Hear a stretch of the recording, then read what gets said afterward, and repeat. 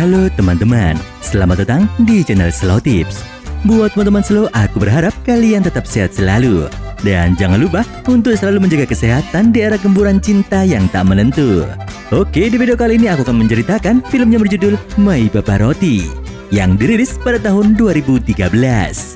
Ladies and gentlemen, please enjoy this video. Let's get in rumble.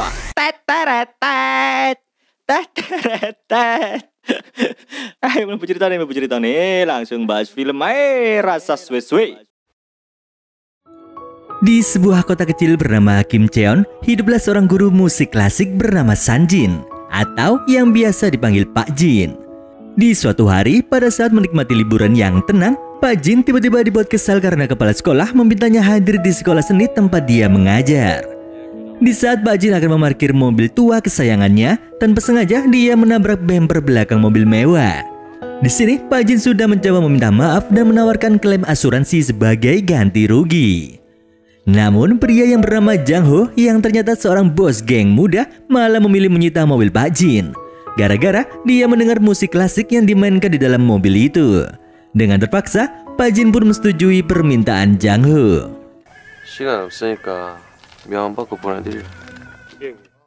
Selang beberapa waktu saat di sekolah, Pak Jin kembali bertemu dengan Jang Ho yang ternyata adalah murid baru di sana. Jang Ho sendiri diterima di sekolah itu meskipun memiliki reputasi buruk. Karena ternyata dia terlibat dengan kelompok gangster. Jang Ho kerap dikeluarkan dari sekolah-sekolah sebelumnya akibat ulahnya sendiri. Bahkan ada rumor jika dia dan gengnya sering melakukan intimidasi terhadap warga. Anehnya, Jang Ho masuk ke sekolah seni ini dengan tujuan untuk belajar musik klasik. Hal yang sangat bertolak belakang dengan reputasinya sebagai anak berandal. Karena hal itulah, kepala sekolah pun menunjuk Pak Jin untuk menguji kemampuan vokal Jang Ho. Namun sebelum tes dimulai, Jang Ho tiba-tiba menerima telepon. Dengan gaya yang kurang sopan, dia meminta izin untuk pergi, yang membuat Pak Jin sangat kesal. Akibatnya, Pak Jin langsung memberikan pelajaran tentang sopan santun kepada Jang Ho. 받으면 안 되겠습니까? 이렇게 묻는 거야, 학생은. 다음에 Setelah kepergian Jang Ho, terlihat Pak Jin dan kepala sekolah yang sedikit berdebat. Kepala sekolah menuding Pak Jin tak kooperatif. Sementara Pak Jin yang merasa tersinggung, dia pun memutuskan untuk mengundurkan diri dari sekolah tersebut. Menyadari adanya kesalahpahaman, kepala sekolah yang juga sahabat lama Pak Jin berusaha membujuknya untuk kembali dan mendidik Jang Ho. Namun, sifat keras kepala Pak Jin membuatnya tetap pada keputusannya. Hingga akhirnya, kepala sekolah menggunakan cara terakhir, yang dimana dia mengungkit jasa mendiang ayahnya yang dulu pernah berjasa kepada Pak Jin. Hal itu demi meyakinkan Pak Jin agar tak menyerah mendidik Jang Ho. Keesokan paginya, terlihat dua guru yang melakukan razia bagi murid-murid yang melanggar aturan sekolah. Mereka mendapati dua siswi yang tak mematuhi tata cara berpakaian yang telah ditentukan. Tanpa basa-basi, kedua guru itu langsung menegur mereka habis-habisan. Namun, tiba-tiba muncul Jang Ho dengan santainya merokok di hadapan mereka. Kedatangan Jang Ho semakin mencuri perhatian karena diantar oleh anak buahnya yang tampak mengerikan.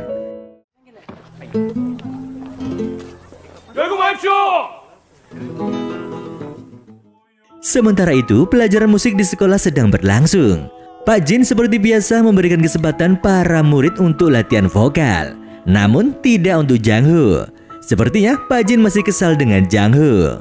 Kemudian saat di dalam kelas terlihat Jang Ho yang tertidur diganggu oleh beberapa preman di sana. Melihat hal itu, Jang Ho yang merupakan seorang gangster akan meladeni mereka.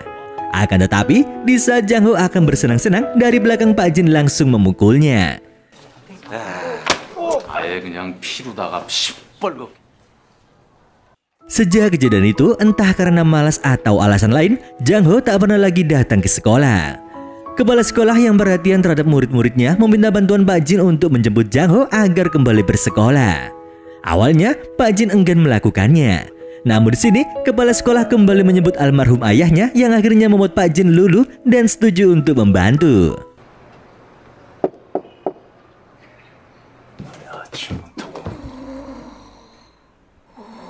Singkat cerita, Pak Jin pun mengunjungi apartemen Jang Ho yang ternyata cukup dekat dengan rumahnya. Ketika anak buah Jang Ho tahu jika Pak Jin adalah wali kelas mereka pun langsung memberikan hormat. Pak Jin datang dengan tujuan memujuk Jang Ho agar mau kembali ke sekolah dan tak bermalas-malasan. Singkat cerita, di saat Jang Ho akhirnya kembali mengikuti pelajaran musik, Pak Jin tetap tak memberinya kesempatan untuk bernyanyi. Merasa diperlakukan tak adil, Jang Ho mendatangi Pak Jin untuk memprotes. Pak Jin yang masih memandang Jang Ho sebagai seorang berandalan menolak untuk mengajarnya. Dan hal itu membuat perdebatan terjadi di antara mereka. 파랗게 잘 자랄 애들한테 똥꼬름을 줄낸다. 뭐 클래식하는 인간아. 뭐 따로 있다 갑니까? Terlihat mereka berdua yang keras kepala dan enggan mengalah. Ironisnya, meskipun sering bersitegang, Pak Jin maupun Jang Ho memiliki kesamaan lain, yaitu mereka sama-sama tak memiliki teman. Pada suatu ketika, Jang Ho terlibat masalah dengan seorang pelanggan di klubnya, yang membuat dirinya harus ditangkap polisi. Dan sebagai wali kelasnya, Pak Jin terpaksa turun tangan untuk menyelesaikan masalah tersebut. Setelah itu, Pak Jin mulai bertanya-tanya alasan Jang Ho yang merupakan seorang gangster begitu ingin bersekolah. Jang Ho akhirnya menjelaskan jika kecintaannya dengan bernyanyi adalah alasan utama dia masuk ke sekolah seni tersebut. Dia merasa jika Pak Jin selalu meremehkan dirinya tanpa mendengar suaranya. Kemudian, Jang Ho yang terlihat ingin menunjukkan kemampuannya, Pak Jin pun mengundang Jang Ho ke rumahnya. Sesamanya di sana, Jang Ho diterima dengan hangat oleh istri dan anaknya. Setelah berbasa-basi sejenak, Pak Jin memberikan Jang Ho kesempatan untuk menunjukkan kemampuannya. Namun, Pak Jin sempat tertawa karena Jang Ho memilih lagu yang dianggap sangat sulit untuk dinyanyikan oleh orang biasa.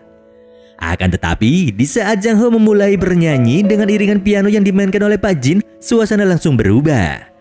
Suara Jang Ho yang luar biasa membuat seisi rumah terdiam dan terhipnotis.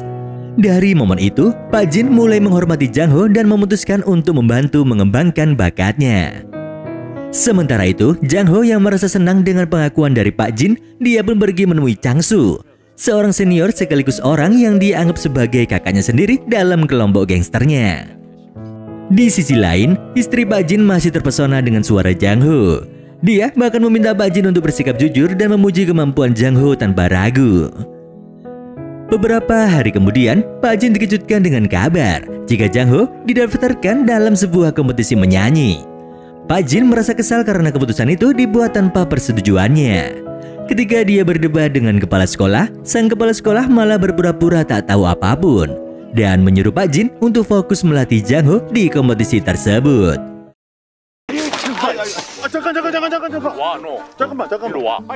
Meskipun awalnya berat hati, Pak Jin mulai merasa simpati terhadap Jang Ho selama proses latihan. Namun sebelum pergi dari tempat latihan, Pak Jin tak sengaja mendengar Jang Ho sedang berbicara melalui telepon. Dalam percakapan itu, disebutkan jika bos besar kelompok gangsternya ingin bertemu dengannya. Kenangan lama pun muncul di benak Jang Ho. Dia mengingat saat pertama kali bertemu dengan bos besar tersebut. Kala itu, Jang Ho terlibat perkelahian dengan anak buah bos besar. Karena kemampuannya yang dianggap hebat, Jang Ho ditawari bergabung untuk menjadi anak buah Chang Su. Dan sejak neneknya meninggal, Jang Ho hidup sendirian dan kesepian. Tawaran itu menjadi pilihan yang sulit untuk ditolak. Dalam percakapan mereka, Chang Su memperingatkan Jang Ho jika dia memutuskan keluar dari dunia gangster, maka taruhannya adalah nyawa. Karena dunia mereka tak mengenal kata berhenti. 다시 한번 잘 생각해봐라. 나갈 때는 목숨 내놓는 거랑 같다. Singkat cerita, hari perlombaan pun tiba. Jang Ho tampil dengan percaya diri, seolah peserta lain tak ada apa-apanya. Namun sayangnya, kepercayaan diri saja tak cukup untuk memenangkan kompetisi tersebut. Jang Ho kalah, dan dia tak terima dengan kekalahannya. Dia melampiaskan emosinya dengan cara yang konyol, tanpa menyadari jika Pak Jin diam-diam memperhatikan semua ulahnya. Tak lama setelah itu, Pak Jin muncul di hadapan Jang Ho dan mengejek soal kekalahan tersebut. Pak Jin tampak puas bisa menyindir muridnya yang keras kepala itu. Namun bukannya marah, Jang Ho justru mengakui jika alasan kekalahannya karena Pak Jin tak pernah serius mengajarinya. Dengan tulus, Jang Ho memohon agar Pak Jin membimbingnya untuk menjadi penyanyi klasik sejati. Pak Jin akhirnya setuju. Namun dengan syarat, Jang Ho benar-benar serius dan bersedia meninggalkan kebiasaan buruknya. 담배 끊어 이놈의 새끼야. 하려면은 제대로 해. Sejak saat itu, Jang Ho mulai berubah menjadi siswa teladan. Dia lebih taat pada peraturan, sopan dan menunjukkan dedikasi tinggi terhadap pelajaran. Sikap Pak Jin pun ikut melunak. Dia memberikan Jang Ho kesempatan untuk bernyanyi di kelas musiknya.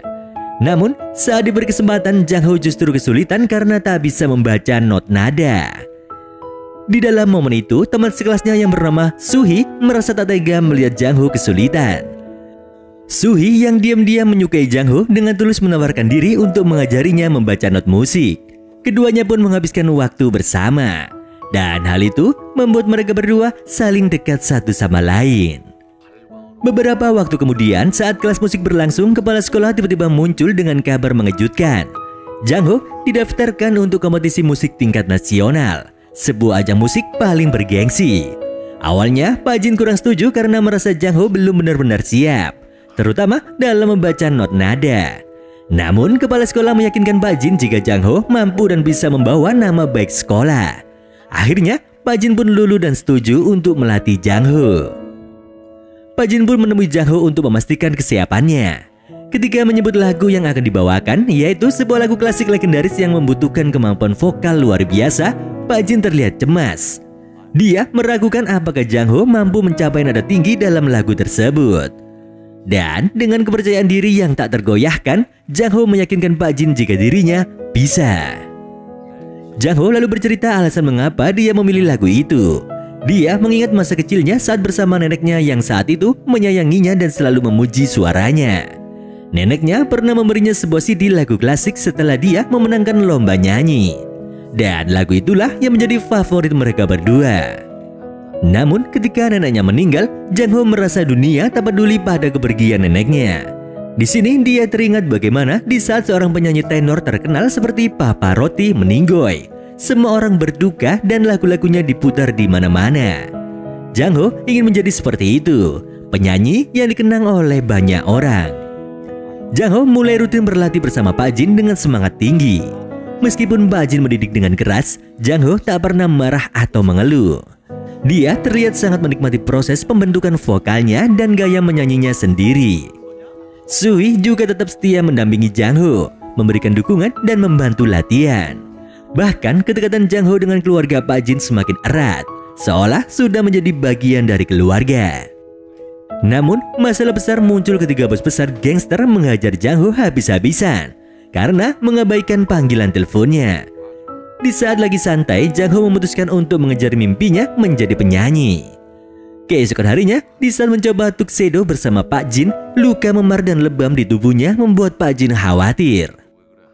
Singkat cerita, Pak Jin menemui bos besar Jang Ho untuk memohon agar Jang Ho dilepaskan dari dunia gangster. Bahkan Pak Jin rela menawarkan dirinya sebagai pengganti demi kebebasan Jang Ho. Namun, bos besar tak menanggapinya. Di keesokan harinya, terlihat Jang Ho yang merespon panggilan bos gangsternya. Hal itu membuat pertengkaran hebat antara Pak Jin dan Jang Ho. Pak Jin marah karena merasa Jang Ho menyia-nyiakan hidupnya yang berharga. Jang Ho sendiri sebenarnya tak ingin menjadi gangster, namun dia merasa tak ada yang benar-benar memahami kehidupannya. Dan akibat pertengkaran itu, Jang Ho pun keluar dari sekolah. 노래 좀 한다고 사람 대접을 해줬더니 네가 이놈의 새끼야 눈가래 때리친다고요 씨발! Tak lama kemudian, Jang Ho bertemu dengan Chang Su. Dalam pertemuan itu, Chang Su berpesan agar Jang Ho tetap bersekolah dan tak menyia-nyiakan hidupnya. Chang Su juga mengungkapkan jika Pak Jin pernah mendatangi bos besar untuk memperjuangkan kebebasan Jang Ho. Di malam harinya, Chang Su berperang melawan gangster musuhnya, namun tanpa mengajak Jang Ho. Di dalam sebuah kejadian, Chang Su sempat mengalami luka fatal.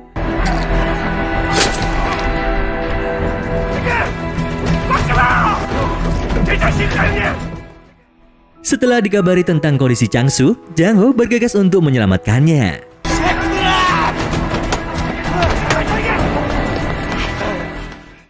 Di sini Chang Su yang sudah sekarat, dia terus mengingatkan Jang Ho untuk tak menyia-nyiakan hidupnya.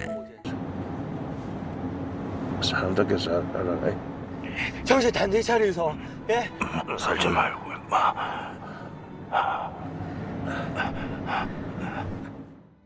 Hingga akhirnya Chang Su pun meninggoy.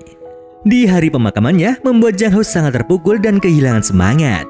Pak Jin yang khawatir dengan kondisi Jang Ho datang untuk memberikan semangat.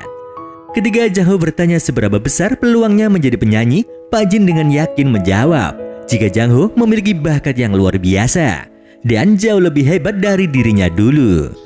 Pak Jin bahkan mengakui jika dirinya iri dengan suara Jang Ho yang merupakan anugerah istimewa dari Tuhan. Setelah mendapat wejangan dari Pak Jin, Jang Ho pun memberanikan diri menemui bos besar untuk menyampaikan tekadnya menjadi penyanyi, meskipun tahu nyawanya dipertaruhkan. Melihat kesungguhan Jang Ho, bos besar akhirnya luluh. Namun di sini dia memberi syarat jika Jang Ho harus sukses dalam waktu 10 tahun. Dan jika gagal, Pak Jin yang akan menjadi tumbal. 네 10년 안에 세상 종자들 다 알아보는 그런 인간 못 돼 있으면 네 뭐가지? 네 선생 발목아지. Singkat cerita, Jang Ho pun kembali fokus latihan dengan semangat baru, didukung oleh orang-orang terdekatnya. Di saat berada di toilet, Jang Ho tak sengaja bersebelahan dengan kepala sekolah. Di sini, kepala sekolah menyemangati Jang Ho untuk memberikan penampilan yang terbaik. Dia juga menceritakan masa lalu Pak Jin, yang dulunya adalah penyanyi berbakat dan pernah menjadi juara di kompetisi ini. Karirnya bahkan melambung hingga di Italia.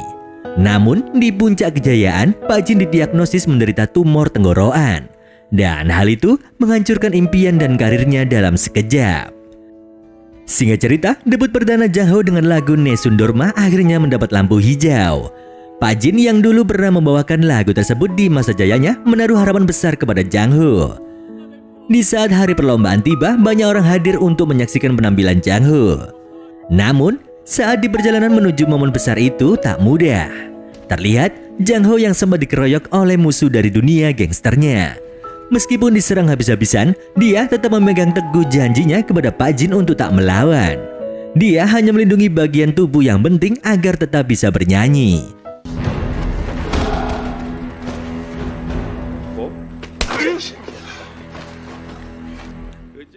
Di sisi lain, Pak Jin mulai cemas karena Jang Ho masih belum tiba. Hingga akhirnya Jang Ho datang dengan kondisi babak belur. Melihat hal itu, Pak Jin marah dan menduga dia sudah berkelahi lagi. Namun Jang Ho meyakinkan jika dirinya tak melawan sedikit pun, karena Jang Ho ingin memenuhi impiannya tampil di panggung tersebut. Mendengar hal itu, Pak Jin tersentuh dan berusaha keras agar Jang Ho tetap diizinkan tampil, walaupun tak mendapatkan penilaian. Pak Jin bahkan memohon kepada juri dengan penuh emosi.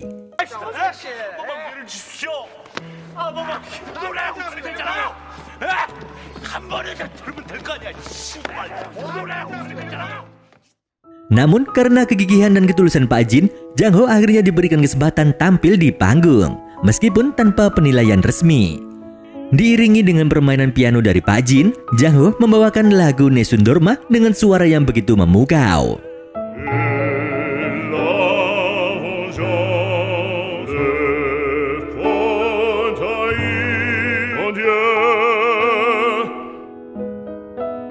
Penonton dan juri terhipnotis oleh penampilannya dan memberikan tepuk tangan meriah yang membahana. Momen itu menjadi bukti bakat luar biasa Jang Ho sekaligus dedikasi seorang guru yang tak pernah menyerah kepada muridnya. Setelah melalui itu semua, Pak Jin terus mencari jalan agar Jang Ho dapat merintis karirnya. Dia menghubungi seorang temannya di Italia dan meminta bantuan untuk membawa Jang Ho ke sana. Meski awalnya Jang Ho bersikeras tak ingin jauh dari Pak Jin, dia akhirnya lulus setelah diyakinkan oleh Pak Jin jika ini adalah langkah terbaik untuk mencapai impiannya. Sebelum keberangkatan, Jang Ho dan Pak Jin menyanyikan sebuah lagu bersama, menciptakan kenangan manis yang sulit dilupakan. Jang Ho juga berpamitan kepada Suhi yang dengan berat hati melepas kepergiannya. Di dalam momen penuh emosi itu, Suhi berjanji akan menunggu kepulangan Jang Ho sambil tersipu malu. 이제 니는 내 거다. 알겠나? Hari keberangkatan pun tiba. Pak Jin dan Jang Ho berusaha terlihat tegar meskipun perasaan haru menyelimuti mereka. Sebagai penghormatan terakhir sebelum berangkat, Jang Ho memberikan salam hormat kepada Pak Jin, guru yang telah membimbing dan menyayanginya sepenuh hati. Waktu pun berlalu dengan cepat. 7 tahun telah berlalu.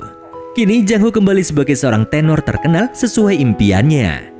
Terlihat Jang Ho bersiap untuk membawakan lagu favoritnya, lagu yang menjadi simbol perjalanan dan dedikasinya.